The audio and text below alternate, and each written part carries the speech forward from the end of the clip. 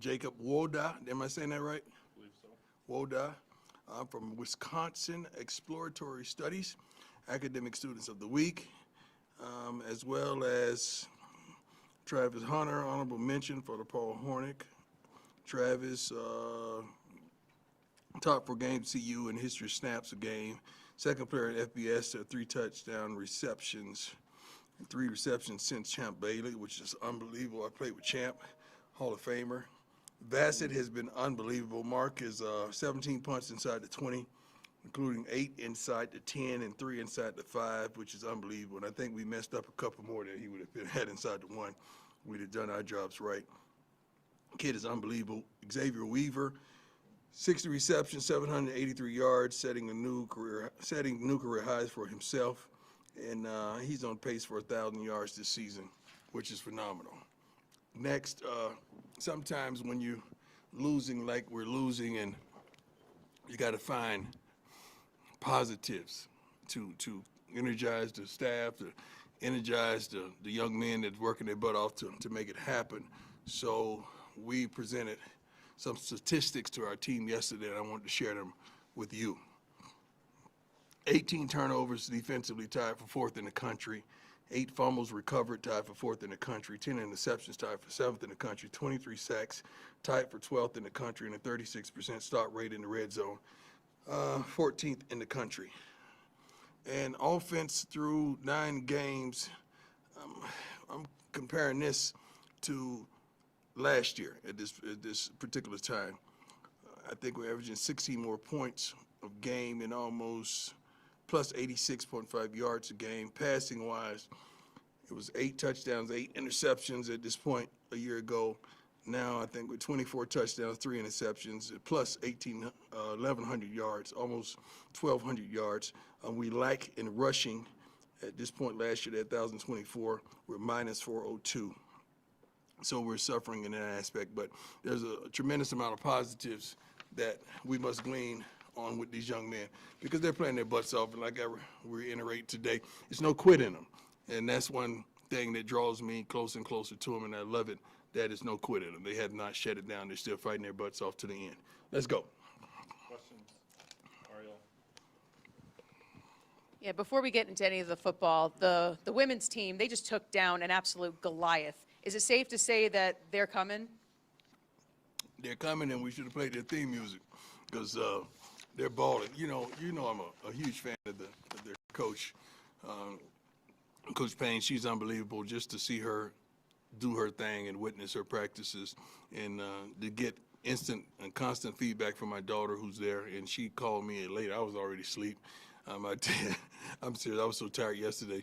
And she just called me screaming in the phone and so happy and excited and full of joy about that accomplishment. That is huge. We cannot underestimate what they just did. That was huge for the program. It was huge for the university and women's basketball. Bless you. Hats off to them. I wish I could have been there to witness it myself, but it was a blessing. Go ahead, Nick. Hey, Coach. Mick Miller, Fox 31. In The Last Dance, Michael Jordan talked about one of his greatest strengths was being able to take a negative and turn it into a positive. Yeah. How are you able to do that with this team at this juncture in the season? Well, everything is, my life is positive. You got to understand, I don't dwell on yesterday. You know, losses are hard to flush tremendously for me, though, because I'm a bona fide winner. I'm a positive person throughout anything, so I don't really dwell on it. I'm a natural fixer, and I want to fix things. I want to make things work. I want to make things right. I want our fans to be pleased. I want our AD to be ecstatic, and I want our kids to all go pro and be successful in some form of fashion, and that includes winning. Coach, Jimmy Sear, Fox 24/7 Sports. That's the second week in a row that the defense has taken a step forward. What do you think has been that switch lately? Excuse me? What do you think has been the switch to get the defense more productive this They season? just starting to understand what the expectation. Defense is always a little harder to get going than offenses. I mean, because you're trying to stop somebody instead of somebody. You know, it's like you're trying to stop me from getting to that darn whiteboard, and instead of, that's kind of tough. When you are trying to, the person that's offensive usually have much more success early on. The defense is getting it. They are understanding the scheme. They understand the expectation, and they have consistent energy. Like those guys are just built different, man. I mean, I love it. Not that they're built different than total offense. They just, as men, as football players, they're tough-nosed and tough-minded. And when we get everybody on the same page, it's going to be extraordinary. I like what I see in practice. I like what I see in film room. Even the mistakes we make throughout the game is one guy here and there, and we could correct that. Hey, Coach, how are you? How you doing, sir? I'm doing great. It's obvious to see how real momentum is inside of a game. Yeah. How real is it inside of the season, week to week? I don't know if it's inside of a season, but it has a lot to do with opportunities. Like when you break it down, and that's what we broke it down and allowed the young men to see the multitude of opportunities there were defensively and offensively. And when you break it down and show them, okay, if we'd have done that, we'd have took advantage of the opportunity. If we'd have done that, we'd have taken advantage of an opportunity. And that was a different score. And it's a different scenario. So it's a lot of ifs after the game, but you got to show them how close they are. Hey, Coach. Nick Roth. How you doing, sir? Good. How are you? Good.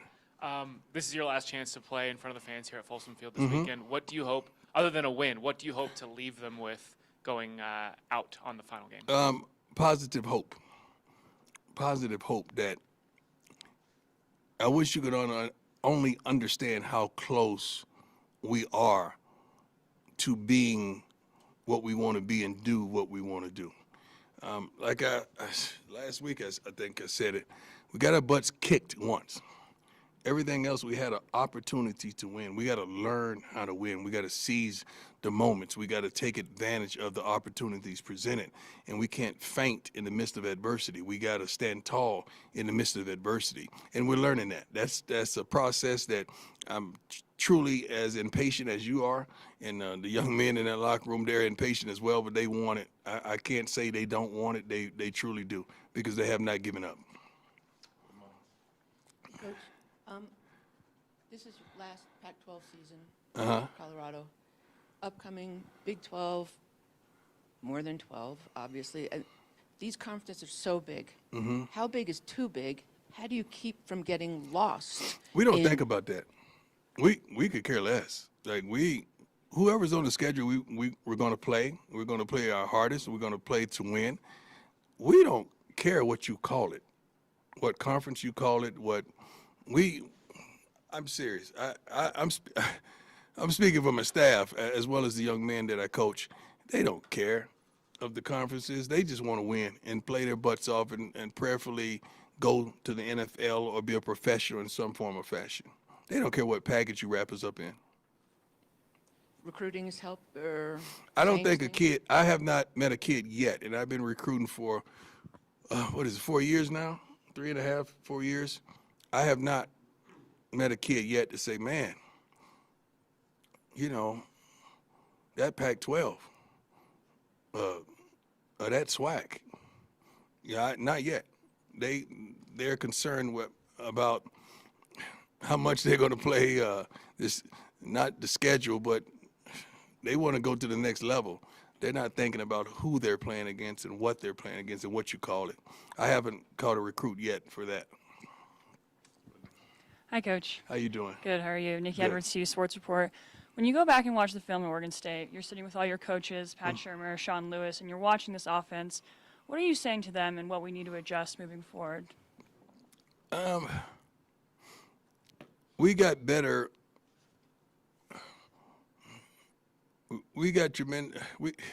I don't want to say this because you guys are going to take it the wrong way. Oh, thank you, Lord, for stopping that. We did some positive things that you're one play away, you're one block away, you're one missed assignment away, you're one step too deep on a route, you're one drop away from accomplishing what you desire to accomplish. But we got to stop that. We got to have a consistency and make those plays happen instead of allow those plays to escape us. So when you're looking at film or you're gleaning from film, you're thinking about what you can do the next week. That yesterday is yesterday. What can we do now to make sure we don't miss those opportunities, practice-wise, film study-wise, and preparation-wise, period. That's the thought process. Hey, Coach, Tyler King with How the you Denver doing, Gazette. sir? I'm doing well, thank you. It's obviously senior day this week, and a lot of the seniors are guys that, are grad transfers that came here from other programs. I don't think we have many seniors, do we? Only one actual senior on the roster. That's what I thought. Yeah. But just the older players that this might be their last year of eligibility, how important is it to maybe recognize them for just coming here for maybe just one semester, one season, and kind of the impact they've had on the program, even if it is in a short time? Let me tell you who should be recognized. I mean, the seniors should be recognized, great. But the darn scout team, I want to recognize them this week. I really do. I mean, I want to recognize them in some form or fashion because those kids don't receive the hand claps, don't receive the fanfare, are not recognized publicly, and they work their butts off. And the majority of them are walk-ons. And some of them are scholarship players, that's, young and trying to make their way and trying to see their way through. But they should be recognized as well. But we're going to give our seniors love and support wholeheartedly. But I don't think we have many that's going to be recognized, do we? It's about 15, Coach, because there's a bunch with just one. A lot of grad transfers with just 1 year. Got you. I haven't even checked those lists. I'm caught up in what we're doing right now, not who's leaving. Matt Smith, 104.3 The Fan. Coach, Arizona is going through the process of something like you guys are trying to embark on. They're a little Right. further down the road in it. What have you seen from Jed Fish and his program, specifically lately, because they're one of the hottest teams in the conference? Yeah, first and foremost, he's a really good coach. He's a really good person. I think we were together maybe in San Francisco or something. I don't know. I'm just trying to make sure. I do remember his face and his name, but he's been phenomenal. His coaching resume is suffice. I like him as a person, as a coach, as a man. What he's doing with that program is phenomenal, and I love everything he's doing. And his kids are playing hard. They're not being penalized much, and they're playing hard, and they're making the plays that they need to make. How much do you look at a program like that as you're going through this process to learn and maybe take some things from and try and absorb from? I can't say I do. I would be lying if I do. I have so many people I could lean on. I mean, just having wonderful talks with guys who've been in these situations. I think a couple weeks ago, talking to Coach Johnson, Jimmy Johnson, it was phenomenal. I talk to Coach Zimmer all the time, Barry Switzer. It's so many guys that I could pull from, and I do gravitate to them. Even guys that weren't head coaches, but they had positions, not just in the NFL, but in college football, that I lean on that you may not even know of, but they've been there and done that. So I have a database of some lofty people that I could glean from. But he is definitely a guy that I admire and respect the heck out of what he's doing with their program. Coach Sean Keeler at the Denver Post. I have a question for you as a dad and as a coach. First, the coach question. As far as you know and care to say, is the play calling arrangement still going to be the play calling arrangement on offense? Are you the guy that Shador was? Am I the guy? That's you? Is I'm that probably you? that guy, yeah. It's so funny that I didn't know that, but from your line of questioning, like how you came with it, it's like something clicked in my head and say, that's the guy. And I didn't even see the press conference. I just saw him laugh and say, come on, dog, whatever. It was a good stiff arm. It was good. Yeah. I passed that. Let that go, man. Just let it go. You barking up a tree that you ain't gonna get up. Just let it go. We're some happy people right here. We're ecstatic. We're blessed. We're highly favored. We're not where we want to be, but we ain't where we used to be. Yeah, that's true. And we're going in the right direction. So we're good. We're not. That like controversy and that stuff. We trying to raise these kids, man. Yeah. Grown folks' problems that don't help kids. Speaking of raising, and I've been through 2 divorces, and I know that for a fact. Grown folks' problems don't help kids. As a dad, I'm a great dad. So as a dad, I'm a great dad. Let's stop right there. As a dad, I am balling. As a dad, I'm a Hall of Famer. As a dad, I'm an All-American. As a dad, I'm a Pro Bowler. As a dad, I'm a flat-out winner. As a dad. exclamation mark. I'm him. As a dad who knows the NFL people that you know, would there be a grade or an evaluation on Shador that would make both of you or one of you go, maybe we should look at the next level. Maybe we should look at Why the would draft? we? And we're having a great time here. When we appreciate and we love what we are, it's hard to look at someone else. Hey, Coach. Brian Howell from How you Boulder, doing, Canada. sir? Good. How are you? Good. You hear a lot about teams needing to learn how to win. Yeah. And Arizona, off Matt's question, has kind of done that. They've gone through some of the things you have. They finally flipped the switch a few weeks ago. Do you believe in that? And do you feel like your team is learning how to win through some of these things? Our team is learning how to be consistent. And when you're consistent with anything in life, you're usually successful in that. And we're learning how to be consistent in certain areas. You can see now the defense is propelling itself, and they're more consistent in things that they were inconsistent in early in the year. And I love that aspect of it. But that's what winning in life is about, being consistent. We just got to be consistent in the things that we desire to do well. And as of right now, in some aspects of our game, we're inconsistent. Hey, Coach. Jack Carlo with Buffalo's Wire. As you said earlier in the year, the goal for players and coaches is to get 2% better every day. Yeah. But now nearing the end of the season, just what's the number one thing that you've learned about yourself as a coach? Patience. Patience. That's it. Patience. I learned patience. You guys know I ain't perfect. I chase that. And patience is everything. I mean, when you're used to, you got to understand, man, we coming from where we came from, I don't think we lost a regular season game in 2 years. Then coming in high school, shoot, hey, maybe one in the last 4 years or 3 years. That's tough to be patient and understanding that this formula of winning, you got to get pieces. You got to, everyone has to be all in. You got to paint the picture, and they got to understand the portrait that was painted. And you gotta all be on one accord. Last one, go ahead, Adam. Hi, Coach Adam, Mr. Tiger, How you doing, sir? 24/7 Sports. Doing well. Shador's obviously been under a lot of pressure this year. How has he continued to handle that without it becoming? And what's been kind of your message week to week as far as that goes? Shador is a pro, man. He's a pro in college football.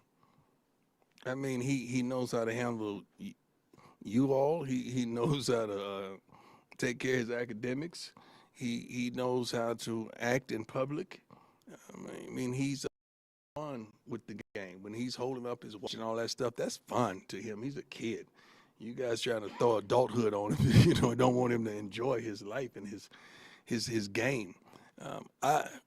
He's a great, you don't know him like I know him, I'm his dad. He's a great human being.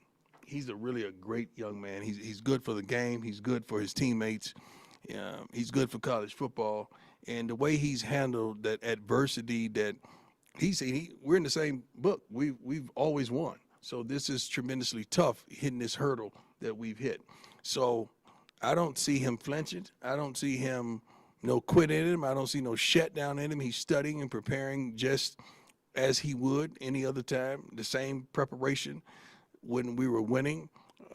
He's getting more treatment because his body is tremendously sore.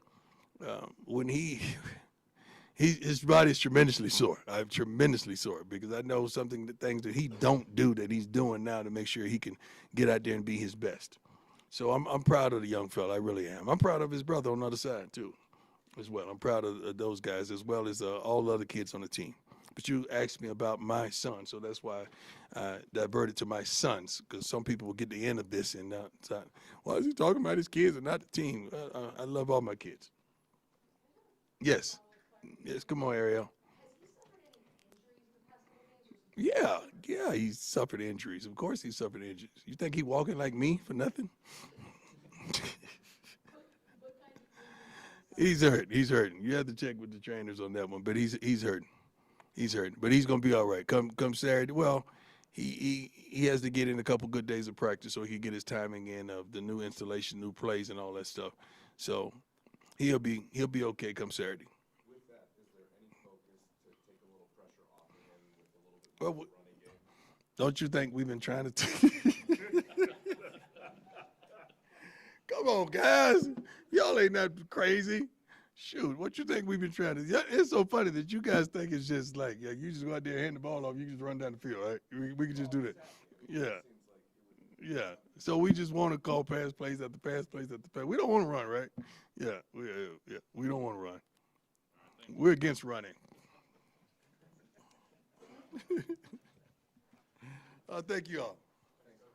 Enjoy your 9-laters.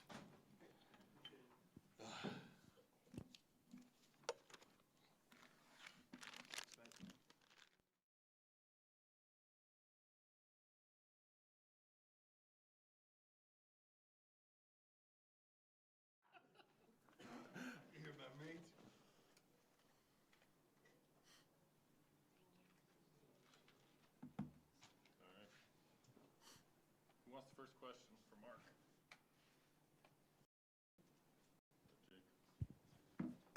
Hey Mark, Jake Schwanitz, DMVR. Just what has this season been like for you after the last few years playing in college football? Yeah, it's been a lot of fun. I mean, first 2 years at Louisville, it's definitely a lot of differences being here. I mean, every time you look at your phone, it's all about Colorado, so it's pretty cool to see. Playing for this man over here, it's pretty special. We always, not joke, but we always say he's more than a football coach. He really cares about us, and he's more of a life coach. So he's getting us prepared for life after football too. Matt, you want it? Seems like throughout the year, your consistency has started to build and build and build. Are you feeling like you're getting more comfortable within what you're being asked to do here? Yeah, I mean, I've always been comfortable, but definitely have improved as the season's gone on. The thing about punting is, I mean, a lot of guys have the big balls, but it's how good is your worst ball? That's what makes the great punters great. And that's something I've been working towards every day. Hey, Mark. Jack Carlo with Buffalo's Wire. Just what's it been like getting to know some of the other guys in the special teams units, guys like Mata, Feely? Just what's that been like? Yeah, it's a great group. We have a lot of fun. I mean, and Mata's been doing his thing, man. He's amazing. Jace has been kicking a lot of touchbacks as of late, and yeah, those guys are a lot of fun, man. And we have a great time at practice, and we hang out outside of practice, and it's a great group. Can't speak highly enough of those guys. Hey, Mark. Brian Howell from Below Data Camera.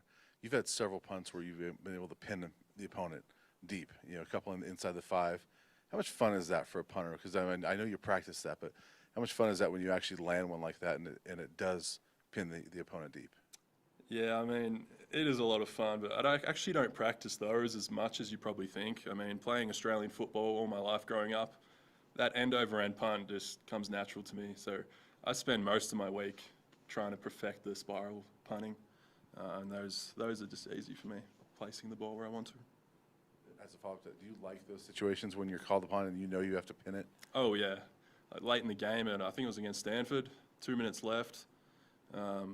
Yeah, I love being put in those moments, and yeah, I just want to do my job for the team. Has anybody that maybe doesn't get a lot of coverage caught your eye, whether it be on punt coverage or kick coverage or any of that stuff that you guys do that maybe, doesn't get talked about a lot? For sure. We've had several changes on the punt team recently with injuries, and a guy like Hank Salinkas, the O-line, he's been called upon to be a guard on the punt team. Done a phenomenal job, man. This other several guys flying down the field making plays. I can't do what I do without those guys. So, yeah, they've been great. Hey, Mark. Tyler King with the Denver Gazette. You're also the holder in the kicking game. I mean, how much pride do you take in that aspect as well? Because obviously there's been some big kicks that you guys have had to make the season, particularly the one at Arizona State, the game winner for Mata. Yeah, I take a lot of pride in that. I mean, I want to play at the next level, and as a punter, you really can't unless you're the primary holder. So, I mean, I can't kick during a whole practice. So when I'm not kicking, I'm working on holding. Definitely take a lot of pride in it. Jimmy, go ahead. I see you rep Australia pretty big during the games, pre-games, coming out with a flag. What are you seeing from that community over the year? Obviously, I love to rep where I'm from. I mean, I get a lot of support from back home, friends and family. They love what I'm doing over here. They really don't know anything about American football, but they see the big crowds and they love it. But it's cool to see so many guys that I trained with back home play against them here, and just see them all over the country doing their thing. It's really special. Anything else from Mark? Go ahead, Brian. I talked to you at Media Day, so I just want to ask, just sort of a lighthearted thing. Do you ever miss construction? No, I do not miss construction. I'm working every day here to make sure I don't have to go back to construction. You're working, mate. You're definitely working, mate. Thanks, Coach. All right, thanks, Mark. Appreciate it. Yep. Thanks, guys.